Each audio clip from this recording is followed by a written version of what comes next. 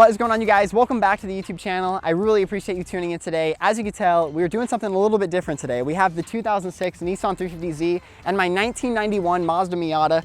I absolutely love this Miata, and it definitely does not get enough video time on the channel. As you guys have seen on the channel lately, I've been doing a lot of POV videos, and so you already know we're gonna be doing a POV video soon in the Miata. We're gonna be ripping the canyons very soon. I'm super excited for that. We're comparing the 350z and the Mazda Miata. It's gonna be 3 different episodes. Today we're gonna be talking about the exterior, my opinion, and basically how the pricing has changed over the last few years, and as well as just aftermarket support and stuff like that. And then in episode 2, coming out in about a week or so, we're going to be talking about interior storage of both of these cars, how they compare to each other. And then the third video in this series, we're going to be talking about how they drive. We're going to be taking them to the canyons, driving them back to back, and really going over everything like turning radius, acceleration, braking, how the car sounds at speed, if it's loud or not. Just a whole bunch of details that I think you guys are going to like, and stuff that I wish I would have known when I bought both of these cars. So without further ado, let's just get into it. Let's talk about the Miata right now. We got Robert behind the camera. Robert, come on up.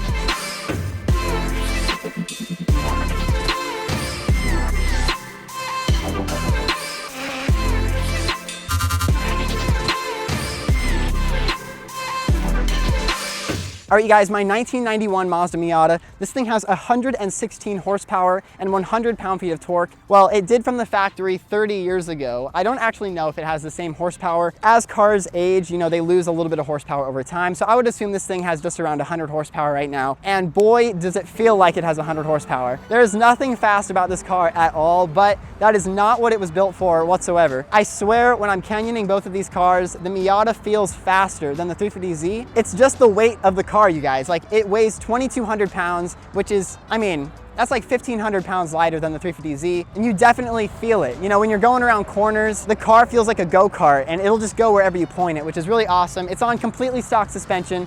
Everything about the car is stock except the steering wheel inside. So styling, I think honestly, this is one of the most iconic looking Japanese cars from the 90s. I think in 20, 30, 40 years from now, this is gonna be one of the most iconic Japanese cars ever made. Obviously, the ones that have just been, pretty beaten up are probably not gonna make that list. But I think if you can find a pretty awesome example of one, these cars are definitely gonna be collector's items in the future. This car right now, as it sits, has 114,000 miles on it. I bought it at 90,000 miles, which is extremely low. So I got super lucky. I paid $2,500 for it about 4 years ago. So you could say I kind of beat the rush to the car. But honestly, right now, the cars are going for about 6,000. You can find them for about 6,000 with fairly low miles, around 125K. Is that gonna be a good option for you? When we compare it to the 350z, which you can get for just a little bit more than that, I wouldn't say they're in the same price comparison, but we'll talk about the 350z here in a little bit. But for the money, I think this car is going to be a huge collector's item. I think it's gonna go up in value. We're gonna be driving it in a few episodes here, so I don't wanna give too much away of how awesome it is when it drives, but it definitely drives amazing. And that's where a lot of its,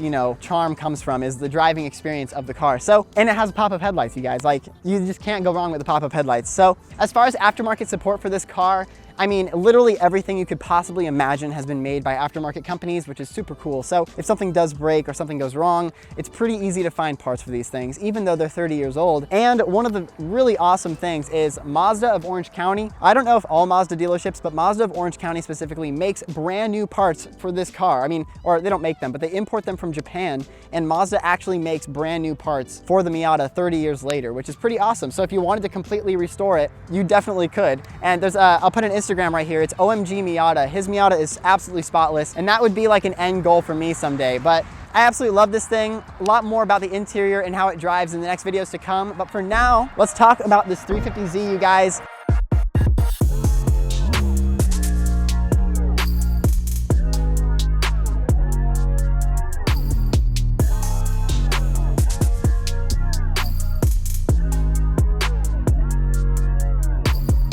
I cannot say enough positive things about this 350z. I've owned the car for about 3 years now, and basically the first 5 or 6 months of the year, I spent sanding the entire car and doing body work. So I really had this connection to the car during those 5 or 6 months. So I absolutely love this thing. I don't think I could ever sell it because of all the time I've put into it. And then the shop Auto Body and Paint painted it, and it turned out absolutely amazing. So a lot like the Miata, this thing handles really well. I have it on lowering springs right now. It's not on coilovers, which it should be, and soon enough it will be. But right now, even on lowering springs as it sits, it rides pretty rough, but it handles exactly how you'd want it to. Like once you hit those canyons out there, I mean, it goes anywhere you point it. The fact that it's so low to the ground, it really lowers the center of gravity, and I mean, you could take corners at such high speeds. And so as far as styling goes, the 350Z is one of the most aggressive, in my opinion, cars from the 2000 to 2008 or 2010 era. I mean, at least for the price, you know, sub $40,000 in 2006 is pretty insane for this type of performance. I mean, 300 horsepower from the factory, you guys, like pretty unbelievable.